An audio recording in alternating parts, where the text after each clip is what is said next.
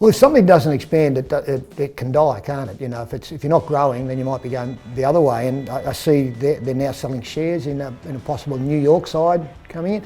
Who'd have ever thought that there'd be a team coming out of Toronto in Canada? So I think our game needs to expand, but it'll always come down to the dollars involved. And it's not whether you can get a club up and running for this first year and have everything in place. You've got to have a business plan to make sure that in 10 years' time and 20 years' time and 30 years' time that it's a viable situation. So I'm all for expansion, but you've got to put a lot of research in it. You've got to make sure that financially it's something that can be viable for many years to come. And obviously America, you look at America and American sport, if you could get even just 1% of people interested over there, that's a huge audience.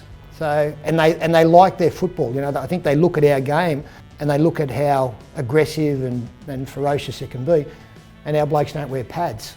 So I think there's an in there because they love their gridiron, and we're a collision sport as well, but we do it without helmets and padding. The current pandemic, you'd like to think that because we were one of the only elite sports in the world that was up and running, that maybe there's a lot of people overseas that have watched it just because there was nothing else.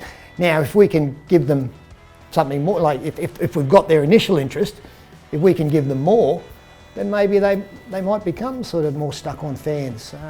So I think again it was a good opportunity now to show what I think is the greatest game in the world to other people out there, and hopefully again that's the case.